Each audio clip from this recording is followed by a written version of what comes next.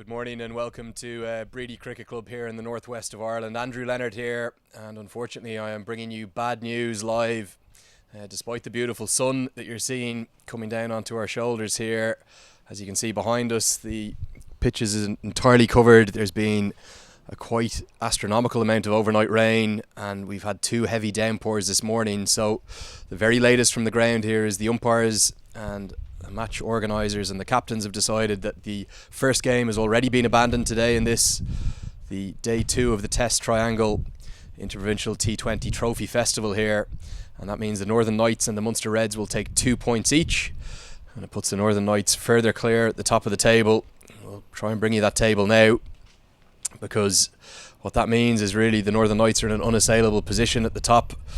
We have to get some play this afternoon, which despite the glorious sunshine that we're having coming down is looking unlikely.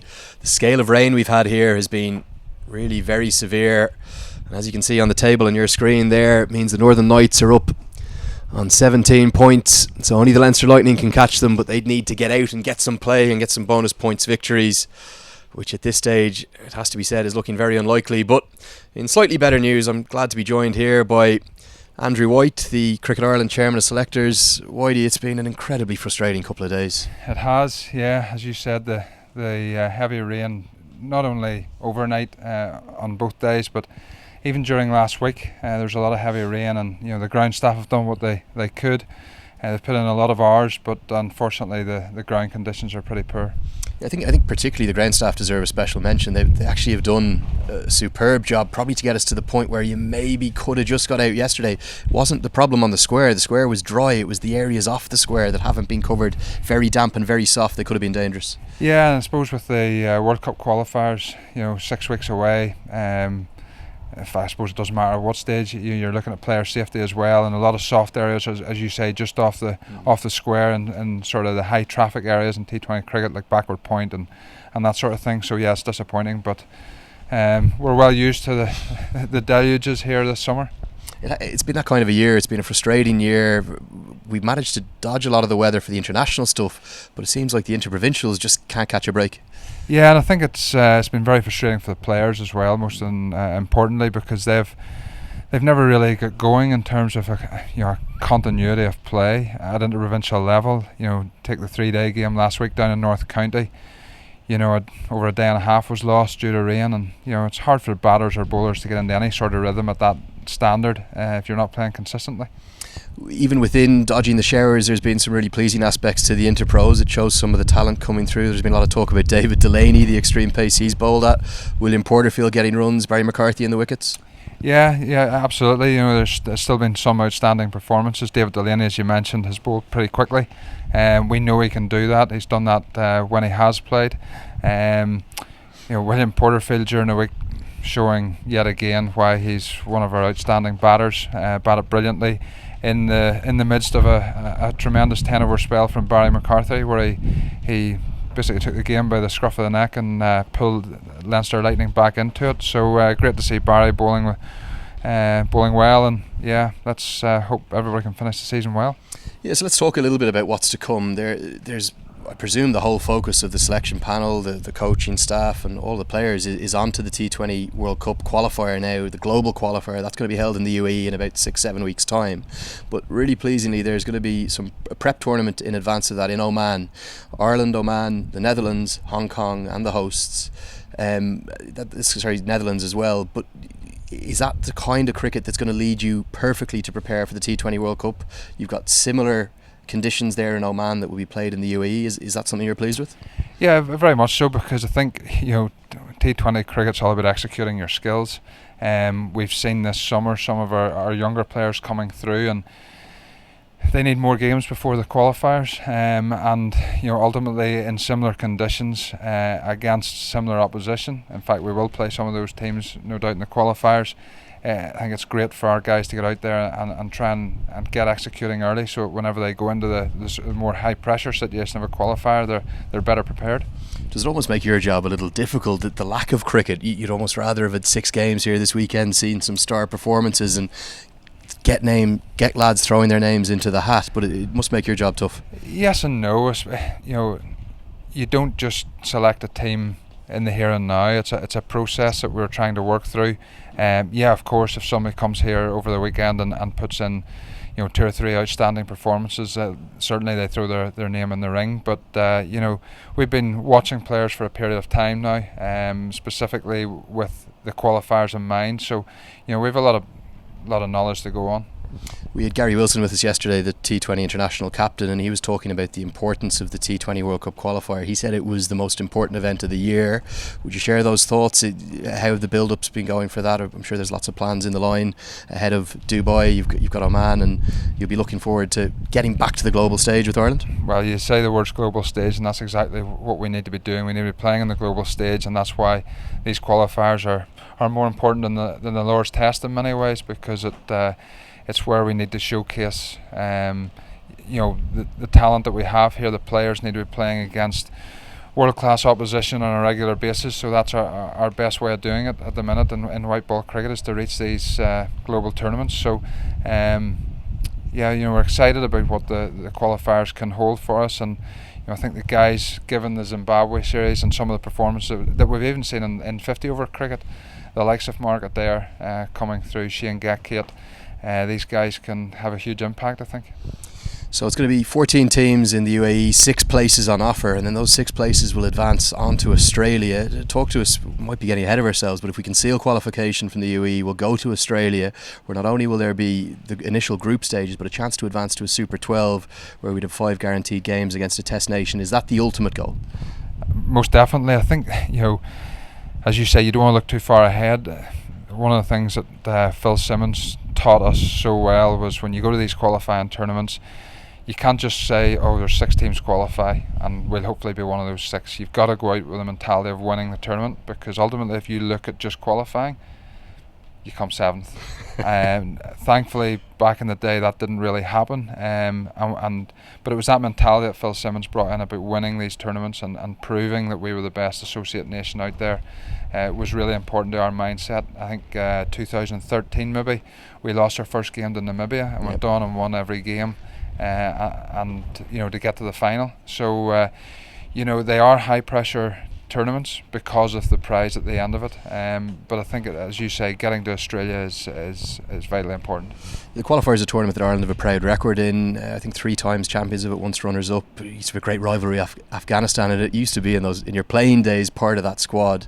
And as you said, in 13 lost the opening game to Namibia, went on to win 10 in a row.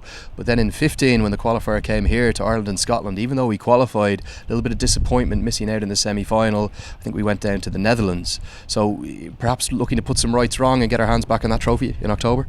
Yeah, I think when you look back on that tournament here in home conditions, we didn't really adapt that well to home conditions. To home conditions, believe it or not. We had a number of guys coming across from county cricket and playing on lower wickets, which rightly or wrongly had an impact. But I think you're seeing now a more confident T20 outfit with younger personnel who literally have no fear, and hopefully that mentality can inspire those guys that have been around for a while, and lift their level to make sure that we're all singing, all dancing come October. Gary was comparing the team actually to that famous, the golden generation, the side of 13, and he thinks in many ways it's a more exciting, more dynamic side. Would you maybe share those views? Do we have a few players coming through with some of that X factor? I think in tournaments past we had that experience, we had the nous, we had a high level of skill, but I think what you now have with T20 moving forward as a game generally, we have guys who are coming into the side and are now in the side who have bought into the new dynamics of T20 cricket, and I think had we sort of sat back and not brought those players in, then we might have left ourselves with an awful lot to do. But I think anybody that's seen the likes of Margaret there, even Craig Young coming back and bowling well here against Zimbabwe, it certainly gives us a lot of confidence. Of course, T20 has to be a priority for Ireland. No global World Cup till 2023. We will go into the ODI league structure where we'll be playing a lot of 50 over cricket from 2020 onwards, but T20 is the priority for the next 18 months or so, the chance for not just 1 but potentially 2 global events in Australia and in India. Yeah, and if we can sort of bring the skill level through the T20s then back into the one-day game, it's going to stand us in great stead. Because when you look at world cricket now, you know, the scores that are being posted in one-day cricket rely so much on T20 skill. And you look at the way England are playing, obviously, and you listen to Jason Roy, and Jason Roy's talking about opening the batting and scoring at 7 and 8 and over, which is T20 cricket. So it's ever evolving, and I know the coaching staff are working extremely hard with the players to reach their potential. We talk about juggling balls. Let's talk about the third format, the Test match. It was a historic occasion. I saw you there throughout the week at Lord's. Tell us about your feelings about that. Firstly, being involved as a selector, but just as an Irishman who's been involved in cricket so long, and seeing Ireland take the field as equals against England in a Test match. Yeah, I think being in the role as chairman of selectors, it's probably not a good thing to say. I'm not a good watcher, but Lord's was. Talking of an emotional roller coaster. It was so many highs and then the lows of the final morning, and going into the dressing room at the end of the game after that last morning and just seeing the guys completely devastated with how it had finished. But yet you nearly had to be there to see the conditions. I think watching on TV didn't do it justice. It was dark, the floodlights were on, it was humid. It was going to be an absolute mammoth effort to come out of that, even scoring 130. But that all aside, the first morning, incredible. Tim Murtagh, sensational. And to be sitting in amongst some of the great and good of English cricket while Tim Murtagh and Mark Adair and the rest of the guys were strutting their stuff was quite a pleasurable place to be. You say you're not a good watcher. I suspect you might have been a good watcher that first morning. Where were you, and what exactly was going through your mind and through the people around you? Yeah, I think I've never been prouder watching William Porterfield come through the long room with the guys behind him. I think that really was, symbolised everything that not only the players but the administrators of the game here and the volunteers and the supporters probably didn't believe would happen. But over the last wee while, waiting for it to come round, it was a magical moment. And then just I suppose you're hoping that the guys do themselves justice, because it was like such an incredible platform for Irish cricket to be and to do what we did in the first 2 days. In fact, you could argue the second day was more impressive than the first, because it was 36 degrees, the wicket had flattened out. England were 100 odd for one, 170 for one, and we fought back brilliantly. And to see the likes of Mark Adair running in, bowling his 20th over of the day, the same way as he bowled his first over, was Stuart Thompson bouncing back so well. Brilliant. And then, in the final morning, he takes the wicket with the first ball, and you think this is it. And everybody's talking, sitting in the box, everybody's asking you questions and talking to you, and actually, I just want to sit and watch, because I can't concentrate while people are talking about the weather and talking about what London has to offer.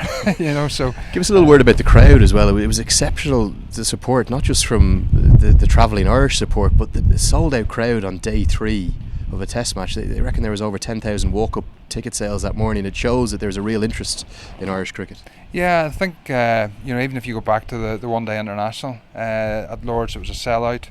The ECB were over the moon about the ticket sales. I think whenever Ireland play on the big stage, people want to be there, and I think walking around the ground at Lord's, outside of the stands, the number of green shirts, the number of familiar faces, people who had been there, all around Ireland on the cold and wet days, to see them there and enjoying the sunshine, enjoying the moment, and they'll be able to look back in years to come and say I was there. Okay, well look, we're chatting here with Andrew White, the national selector for Cricket Ireland. We'll just give you one more update if you're just joining us. Despite the beautiful sun coming down onto the pair of us here, unfortunately, as you can see behind us, there's absolutely no chance of play. The morning game of this day 2 of the Test Triangle Inter-Provincial T20 trophy has already been abandoned. That was between the Northern Knights and the Munster Reds, so 2 points each for them. And unfortunately, being honest, Andy, I'd say this afternoon we could be struggling as well. Just talk us through, you were out at the square, just how wet it is. Yeah, there's water coming up when you press your foot in and around backward point, mid on, mid off, and it's certainly very, very soft. And whilst the sun's shining, it's the damage was done overnight while we were all fast asleep, and You know, as I say, the water table's so high here, given the rain during the week. So it's unfortunately it's not a great outlook. Yeah, almost more frustrating with the sunshine. So there are the thoughts of Andrew White, the national selector for Cricket Ireland. Brilliant to have him with us here in our commentary position. But for the moment, I'm afraid all the news we can bring you is bad news. The first game abandoned, the second game looking, I'd say, certainly in doubt for the moment. We will come back to you though with an update of some kind about that second match. But for the moment, it's goodbye from now from Bready Cricket Club. We'll come back to you at some stage this afternoon.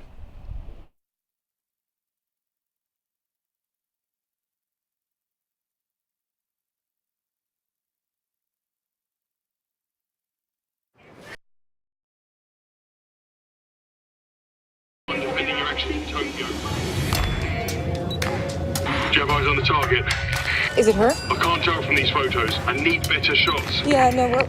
Just don't lose her this time. Thank you for my attention.